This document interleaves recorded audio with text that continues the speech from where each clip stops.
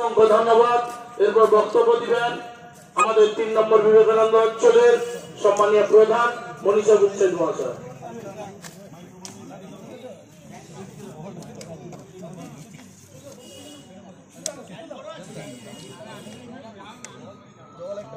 আমাকে সবাই যদি বলো জল ফল আসতে হবে তো না বলবে আমি বললাম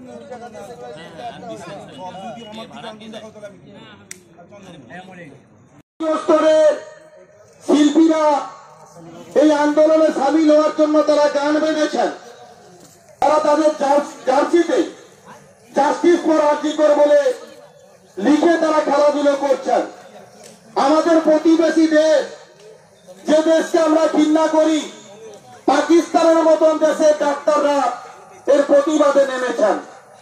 কেবলমাত্র পশ্চিম বাংলার প্রশাসন এখনো অন্ধ অবস্থায় আছে। যে বাংলার মাটি স্বাধীনতার মাটি, যেখানে আন্দোলনের মধ্য দিয়ে আমরা উঠে এসেছি, যে আন্দোলন আমাদেরকে শিখিয়েছে দেশ করতে, রাজ্য করতে, একটাই মাত্র রাজ্য, আর সেই রাজ্যের রানী মমতা বন্দ্যোপাধ্যায় আন্দোলনকে স্তব্ধ করে দিতে চান। ছাত্র যুবদের আন্দোলন আপনারা দেখলেন, নবান্ন গেরাও ডাক দিয়েছিল ছাত্র সমাজ। মমতা বন্দ্যোপাধ্যায়ের চটি চাকা পুলিশ, এমন অবস্থা হয়েছে পুলিশ আর এখন পুলিশের কাজ করে না, পুলিশ এখন গিলের মিস্ত্রি হয়ে গেছে। রাস্তার উপর ঝালাই দিচ্ছে, ইট বালি নামাচ্ছে গাড়ি থেকে।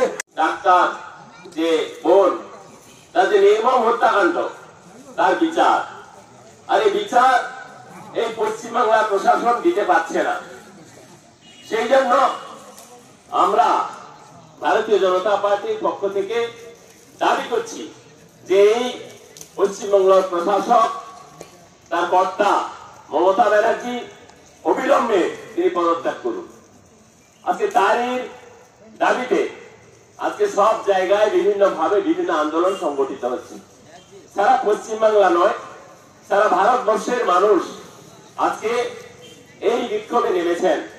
তাদের একটাই দাবি যে আর পশ্চিমবাংলায় কত নারী নির্যাতন হবে। আজকে আমি বলতে চাই যে মমতা ব্যানার্জি যখন ক্ষমতায় এসেছিলেন, তার দেওয়া প্রতিশ্রুতিকে তিনি ভুলে গেলেন।